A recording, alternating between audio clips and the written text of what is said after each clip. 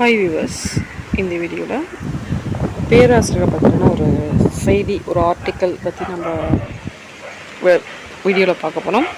So இதை பற்றி நம்ம டிஆர்பி தரப்பில் வந்து கிட்டத்தட்ட 4000 வேக்கன்சி கான அறிவிப்பு வெளியாகும் அப்படின்ற ஒரு விஷயம் சொல்லியிருந்தாங்க. பட் இது வரைக்குமே அதை பற்றி எந்த ஒரு இன்ஃபர்மேஷனும் வரல. கேஎஸ்யூஸாக வரல.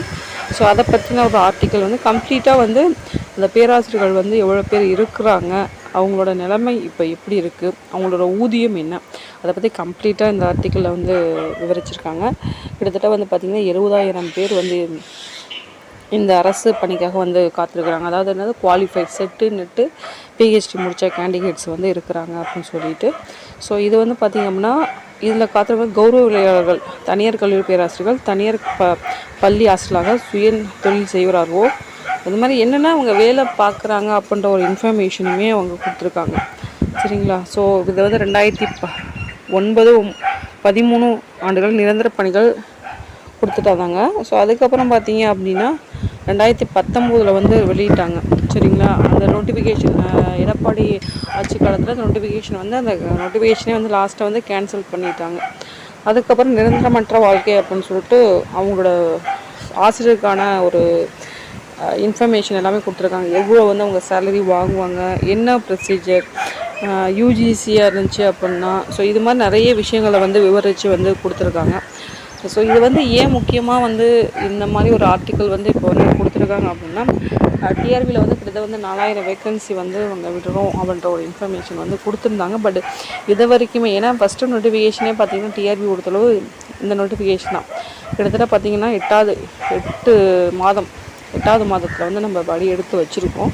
ஸோ இதுக்கான இன்ஃபர்மேஷன் எதுவுமே வராமல் இன்னும் அது காலதாமதமாகி தள்ளி போய்கிட்டே இருக்குது. சரிங்களா? ஸோ அதனால் இப்படி ஒரு விஷயத்தை எடுத்துரைச்சிருக்காங்க கம்ப்ளீட்டாகவே. சரிங்களா? அதுமாதிரி திறம்பட நடத்த பாடத்தால் மாணவர்கள் உயர வாய்ப்பு இல்லை. ஓகேவா? ஸோ அதாவது என்னது, இது மாதிரி இருக்கும்போது அவங்கள ஸ்டாஃப் ஒர்க்கிங்ஸில் ரொம்ப கவனம் செலுத்த முடியாமல் மாணவர்களை எந்த ஒரு இம்ப்ரூவ்மெண்ட் பண்ண முடியாது அப்படின்ற ஒரு பாயிண்ட்டையும் அவங்க இதில் சொல்லியிருக்காங்க. சரிங்களா? ஸோ இதில் இப்போ ரீசெண்டாக பார்த்திங்க அப்படின்னா கெஸ்ட் லெக்சருமே நம்மளுக்கு போட்டிருப்பாங்க.